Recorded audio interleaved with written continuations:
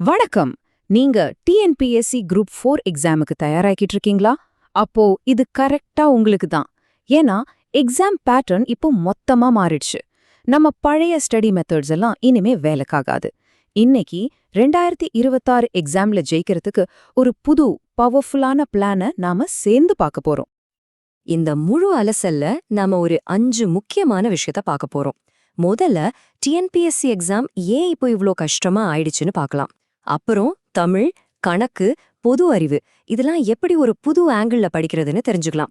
சும்மா படிக்கிறது மட்டும் இல்லாம எக்ஸாம் ஹால்ல ஜெயிக்க என்னென்ன ஸ்கில்ஸ் வேணும், கடைசியா இது எல்லாத்தையும் ஒன்னா சேர்க்கிற அந்த வின்னிங் மைண்ட் செட்டை எப்படி கொண்டு வரதுன்னு டீட்டெயில பார்க்கலாம்.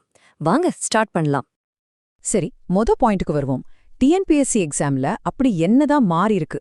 இதுவரைக்கும் நீங்க ஃபாலோ பண்ணின மெத்தட்ஸ் ஏன் இனிமே ஒர்க் அவுட் ஆகாது? வாங்க இத முதல்ல ஆழமா புரிஞ்சுக்கலாம். நீங்க இன்னும் அதே பழைய ஸ்டைல்ல தான் படிச்சிட்டு இருக்கீங்களா அப்படின்னா ஒரு நிமிஷம் யோசிங்க. ஏன்னா அந்த மெத்தட்ஸ் உங்களை கைவிட்டுறதுக்கான சான்ஸ் ரொம்ப ரொம்ப அதிகம். அது ஏன் அப்படின்னு அடுத்த ஸ்லைட்ல டேட்டாவோட பார்க்கலாம். இந்த நம்பர்ஸ கொஞ்சம் பாருங்களேன். முன்னெல்லாம் ஸ்கூல் புக்ஸ மட்டும் படிச்சா போதும், தமிழ்ல 90 மார்க் மேல வாங்குறது ரொம்ப சாதாரண விஷயம். ஆனா இப்போ சீனே தலைகீழா மாறிடுச்சு. வெறும் 40-60% கேள்விதான் புக்ல இருந்து வருது. இதனால தான் 70 மார்க் வாங்குறதே ஒரு பெரிய விஷயமா இருக்கு. அப்போ அந்த மிச்சம் இருக்கிற 40% கேள்விகளுக்கு நாம எப்படி ரெடி ஆகுறது? அதுதான் இங்கே $1,000,000 கேள்வி. இந்த புது சேலஞ்ச ஜெயிக்கணும்னா நமக்கு ஒரு புது ஸ்ட்ராட்டஜி வேணும். எப்பவுமே நமக்கு மார்க்ஸ் அள்ளி கொடுக்கற தமிழ்ல இருந்தே நம்மளோட புது பிளான ஸ்டார்ட் பண்ணுவோம். தமிழ் பாடத்தை இனிமே பக்கம் பக்கமா மனப்பாடம் பண்றதெல்லாம் வேலைக்கு ஆகாது. இந்த 3 ஸ்டெப் ஸ்ட்ராட்டஜிய ஃபாலோ பண்ணுங்க. முதல்ல உங்களுக்கான ஒரு கோர் புக்க செலக்ட் பண்ணுங்க.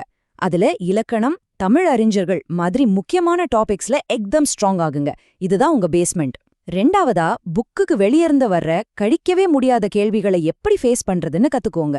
இதுதான் இப்போ ஜெயிக்கிறதுக்கான மாஸ்டர் கீ. இந்த ஸ்லைட்ல இருக்கிற டாபிக்ஸ நல்லா கவனிங்க. கலைச்சொல், பழமொழி, மரபுத் தொடர்கள் இதெல்லாம் தான் உங்க ஸ்கோரை முடிவு பண்ண போற ஏரியாஸ். ஸ்கூல் புக்ஸ்ல இதுக்கெல்லாம் ஒரு லிமிட்டே கிடையாது. அதனால எவ்வளவு முடியுமோ அவ்வளோ பிராக்டிஸ் பண்ணி தெரியாத கேள்விகளை கூட ஒரு லாஜிக்கோட எப்படி அப்ரோச் பண்றதுன்னு கத்துக்கணும். ஓகே, தமிழுக்கான புது அப்ரோச்சை பார்த்துட்டோம்.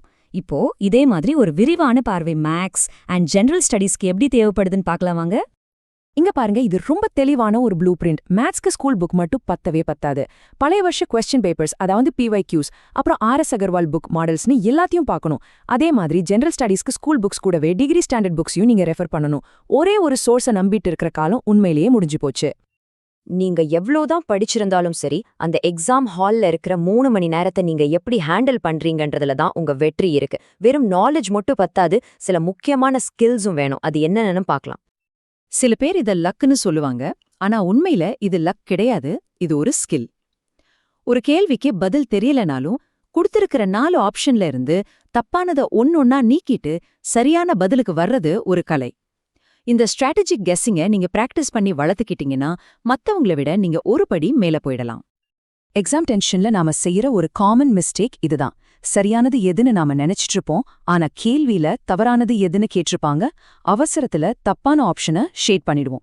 இந்த மாதிரி கொஸ்டின் ட்ராப்ஸ்ல மாட்டிக்காம இருக்க கேள்விகளை ரொம்ப நிதானமா வார்த்தைக்கு வார்த்தை கவனமா படிக்கிறது ரொம்ப ரொம்ப முக்கியம். 3 மணி நேரம், அதாவது 180 நிமிஷம், இதுதான் உங்க ஃபியூச்சரையே தீர்மானிக்க போற டைம். ஆனா இந்த டைம் போதுமா இல்லைங்கிறத இங்க ஷாக்கிங்கான உண்மை. ஏன் அப்படின்னு அடுத்த ஸ்லைட்ல பார்க்கலாம். இந்த சார்ட்டை பாருங்க. இந்த எக்ஸாம் பேப்பரே உங்களால முடிக்க முடியாத மாதிரி தான் டிசைன் பண்ணிருக்காங்க. எல்லா 200 கேள்விக்கும் பதில் சொல்ல ட்ரை பண்றதை விட எந்த கேள்வியை முதல் அட்டென்ட் பண்ணணும், எதை ஸ்கிப் பண்ணணும்னு முடிவு பண்றது தான் உங்க வெற்றியை முடிவு பண்ணும். இங்க டைம் மேனேஜ்மெண்ட் வெறும் ஒரு ஸ்கில் இல்ல, அது ஒரு ஸ்ட்ராட்டஜி. நாம இதுவரைக்கும் பார்த்த எல்லா ஸ்ட்ராட்டஜிஸ், ஸ்கில்ஸ் இது எல்லாத்தையும் ஒன்னா சேர்த்து உங்களை ஜெயிக்க வைக்க போற அந்த கடைசி ஆனா ரொம்ப முக்கியமான விஷயம், அது உங்க மைண்ட் செட் தான். இந்த வரிய மனசுல நல்லா பதிய வச்சுக்கோங்க. கடின உழைப்பு, ஸ்மார்ட் ஒர்க், அப்புறம் அந்த எக்ஸாம் ஹால்ல இருக்கிற 3 மணி நேரத்தை யாரு சரியா பயன்படுத்துறாங்களோ அவங்களுக்கு தான் வெற்றி. இதோட அர்த்தம் என்னன்னா, படிக்கிறத மட்டும் முக்கியம் இல்ல, படிச்சத அந்த 3 மணி நேரத்துல சரியா வெளிப்படுத்துற திறனும் ரொம்ப ரொம்ப முக்கியம். அப்போ ஜெயிக்கிறதுக்கான ஃபைனல் ப்ளூ பிரிண்ட் இதுதான். டெய்லி கன்சிஸ்டண்டா படிங்க. முழு சிலபஸையும் ஹார்ட் ஒர்க் பண்ணி கவர் பண்ணுங்க. பழைய கொஸ்டின் பேப்பர்ஸை அனலைஸ் பண்ணி ஸ்மார்ட்டா படிங்க. எல்லாத்துக்கும் மேல இந்த புது எக்ஸாம் பேட்டர்னுக்கு ஏத்த மாதிரி உங்கள மாத்திக்கோங்க. இந்த 4 தான் உங்க வெற்றிக்கான அசைக்க முடியாத தூண்கள். டிஎன்பிஎஸ்சி குரூப் 4 எக்ஸாம் இப்போ கம்ப்ளீட்டா மாறிடுச்சு. பழைய ரூட்ல போனீங்கன்னா ஜெயிக்க முடியாது. இந்த புது தெளிவான ப்ளூ பிரிண்ட் உங்க முன்னாடி இருக்கு. இந்த மாற்றத்தை ஏத்துக்கிட்டு உங்க ஸ்ட்ராட்டஜிய மாத்தி வெற்றியை நோக்கி பயணிக்க நீங்க ரெடியா? முடிவு உங்க கையில தான். இந்த அலசல் உங்களுக்கு யூஸ்ஃபுல்லா இருந்திருக்கும்னு நம்புறேன். நன்றி.